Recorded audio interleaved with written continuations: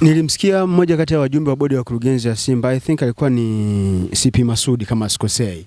Alisema hilo jambo la kusajili mchezaji ni jambo ambalo anaweza akalifanya kwa lengo la kutaka kutangaza biashara zake. Anaweza asilifanye yeye mwenyewe, ni lazima ashauriane na kushirikiana na viongozi. Kitu ambacho kinawezekana. Sasa basi kwa hili hapa tayari Joseph Rogesila alitangaza akasema anatoa fursa kwa mashabiki wa Simba kupoint out mchezaji wanayemhitaji ili yeye amsajili. Siku ile amezungumza hiyo kauli, aliyetrend kwenye mitandao ya kijamii ni Faisal Salum.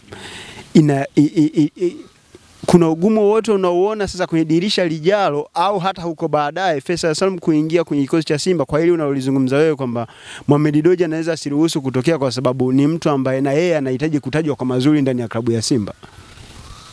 Hapana, kama usajili utatia kufanyika utafanyika tu, haijalishi utafanyika kwa namna gani ama kwa njia ipi, aidha mdhamini au ya mfadhili. Yani kama usajili huo unahitajia kufanyika, Simba wataufanya. Na mwisho wa siku huo usajili mkubwa hauwezi kufanya, yani nakuhakikishia hauwezi kufanywa kwa jina la Jairut. Yani utafanyika kwa jina la Mohamed Dewji. Na hata yeye naamini hata yeye akipeleka hiyo proposal bwana, naamini nataka kumsajili mchezaji, yeye mwenyewe atamwambia mimi mwenyewe ndo nipo kwenye mpango huo. Yani au na mudu hizo gharama. Yani nashukuru mimi nazimudu hizo gharama. Labda leta hii hela itasaidia kwenye maeneo mengine, labda usajili wa wachezaji wengine.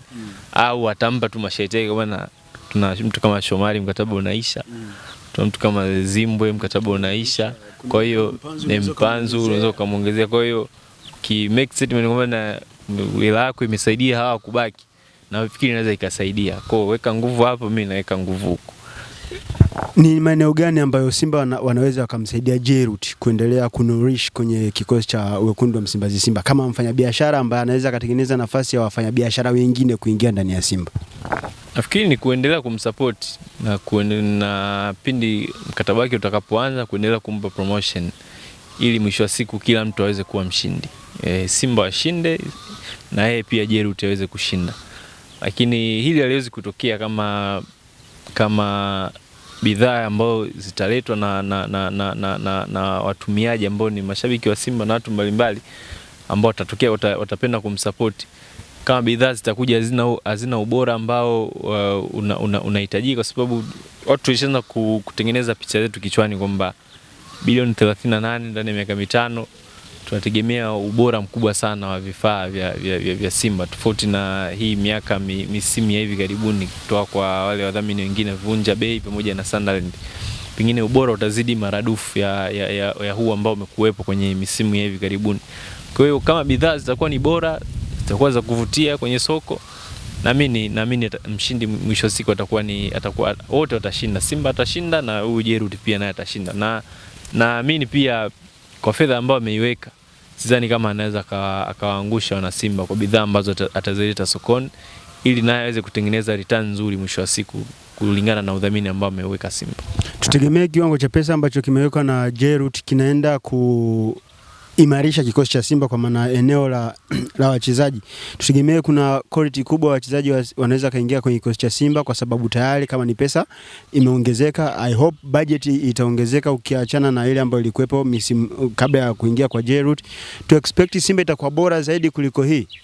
Yes, fedha inapoingia unatarajia kwamba pia budget itakuwa kubwa na itazidisha pia ubora wa maboresho ya kikosi cha Simba kwenye maeneo tofauti. Tayari uzuri umepata mdhamini ambaye anakwenda kuboresha kwenye baadhi ya maeneo muhimu, mfano ya tiba, viwanja na vitu kama hivyo.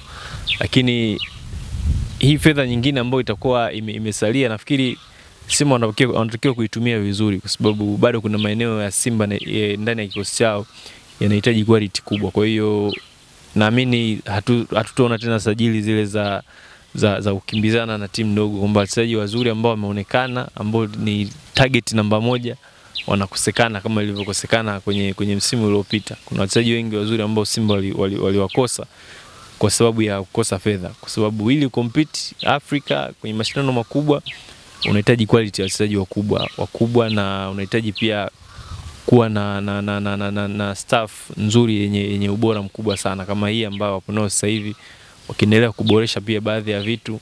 na mimi wanaweza karudi kwenye ubora wao, lakini wakiendelea kuwa na mkono wa birika wakaleta wachezaji wa dola 70,000, ndo haya tutakuwa tunaendelea tunalia kila siku na tutaona progress yoyote. Kuna nyakati tulikuwa tunazungumza kishikaji tu, tunazungumzia production ya Simba, the way ambavyo wana produce kupitia ile channel yao. Moja kati ya vitu ambavyo vimeahidiwa ni kuongeza vifaa, yani kuboresha Simba kuwa na studio za kufanyia production ya maudhui yao. Hii inaenda kuleta kitu gani ndani ya klabu ya Simba? Inaleta kitu kikubwa kwa sababu unapokuwa na production nzuri, na maana unaongeza pia upana wa content. Kwa sababu tunaona kwa mfano kwenye vilabu vilivyoendelea wanaweza wakawa wana broadcast pia mechi zao. Wanaweza wakawa wanafanya broadcasting, na maana kwenye kutangaza kupitia njia ya sauti, lakini pia kuonyesha kwa njia ya television. Na kwa mfano kwa wenzetu huko tunaonaga hizi mechi za pre-season. Hizi mechi za pre-season muda mwingine tunalipia kuangalia, yani Simba wana application.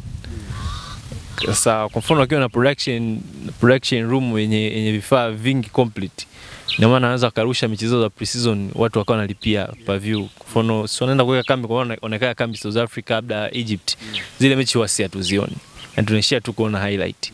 Kwa hiyo wanaweza wakaenda live wakazionyesha kupitia production room walionayo ama vifaa vya production walivyonavyo, na mwisho siku akatengeneza fedha kupitia kwenye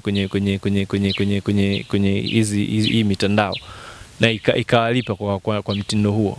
Na pia kwenye swala la maudhui, pia maudhui yanaweza kaongezeka kwa sababu unapokuwa na studio yako unaweza kufanya vipindi tofauti vikawa ni mali yako tena, yani ushirikiani, yani fedha ambayo unaipata yote ya mitandao yote inaingia kwenye stream za club na sio tena kupitia mtu baki. Kwa hiyo inaweza ikawasaidia kama kweli linaweza hilo likamilika, itasaidia kwa kiasi kikubwa kama nao watakuwa na malengo yao na maono yao kama ambao mimi nakuelezea hapa, kwamba kuna vingi ambavyo huwa hatuvioni na watu wanatamani kuviona, vinaweza vikaanza kuonekana sasa kupitia hiyo production kubwa ambao wameahidiwa kupewa na wewe mfadhili kuelekea msimu ujao. Jingine la kuongezea maybe unalotamani kulizungumzia kuhusiana na mkataba huu? Mimi sina zaidi tu ya utekelezaji. Nafikiri kuna vingi ambavyo ulikuwa unatamani kuviona vikitokea. Mfadhili ameviainisha kwamba vinaweza vikatokea. Lakini mimi na wewe siku zote tumekuwa tukitamani sana budget ya klabu ya Simba ilete uhalisia, hasa kwenye masuala ya usajili. Yani Simba wamekuwa na mkono fulani hivi mzito kutoa pesa kusajili, kuleta wachezaji wazuri kwenye timu yao, hasa wale ambao wanakuwa identified kama first target. Kwa mfano msimu uliopita tunafahamu wote kabisa target na mmoja kwenye eneo la ulinzi la Simba alikuwa ni Trabitra, akakosekana. Akaja kwenye eneo la kiungo alikuwa anahitajika Joseph Bada, akaja hadi mjini, wamefanya mazungumzo, wamekubaliana kila kitu, mchezaji akawapa condition zake, Simba kwamba nenda ukirudi utasaini, lakini mwisho siku wote wakawa wameenda Singida na ndo akaja Jean Chalea huwa. Kwa hiyo kwa Simba fedha imeongezeka, pia tunataka tuone thamani pia wachezaji ambao tutakawaleta kwenye timu yao, ikiwa viwango vya wachezaji vikiwa vinaendana na thamani halisi za fedha ambazo zitakuwa imetumika. Uwezi ukafika mbali kwenye mashindano makubwa ukiwa na wachezaji wengi wa kawaida. Kikosi cha Simba kina wachezaji wazuri baadhi, yani nusu labda robo tatu ya kikosi cha kwanza cha Simba wengi ni wachezaji wazuri decent, lakini hawana ubora mkubwa ambao unaweza ukaisaidia timu kuachieve target zao kubwa. Ndio maana unaweza kuona hata Fadu Levis ana muda mwingine anasita kufanya hata substitution, kwa sababu akiangalia waliopo ndani na waliopo nje ni mbingu na viwango, gap ni kubwa sana. Kwa hiyo Simba wanapaswa kuboresha kikosi chao kuwa na quality kubwa sana. Kuna mwaka walikuwa na quality nzuri sana, uwiano ulikuwa ni mzuri. Yani unashangaa anaanza Chama, anaanza Libwaria, nje yupo Francis Kaata, winga una kina Morrison na kina Mixon, kina Chikwende wapo, yani hata hawafikiriwi. Kwa hiyo wanapaswa kutamani kurejea huko, yani sio anatoka Mpanzu. Kwa mfano jana kuna scenario ilitokea kinaonyeshwa kibao kwamba anatoka Mpanzu anaingia Mutale. Yaani kila mtu alipagawa jana. How? Yaani anatokaje Mpanzu? Yaani anatokaje Mpanzu?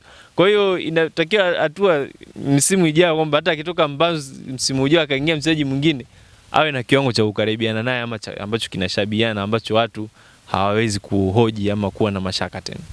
Bwana, hayo ndio ya kwetu tulikuwa tunayazungumza kuhusiana na wekundu wa Msimbazi Simba Sports Club. Swala la mkataba ndani ya Simba kati ya Simba Sports Club na Jerut Company Limited ndivyo ambavyo lilivyo hivyo. Yaani Shabedeli yeye anakuambia haoni ikitokea mchezaji anasajiliwa kwa jina la Jerut, lakini wanapaswa kukubaliana tu kwa sababu Jerut, Mohamed Dewji na mwingine yeyote yule wanafanya kwa maslahi ya wekundu wa Msimbazi Simba. Mimi ni Lusamo, till next time.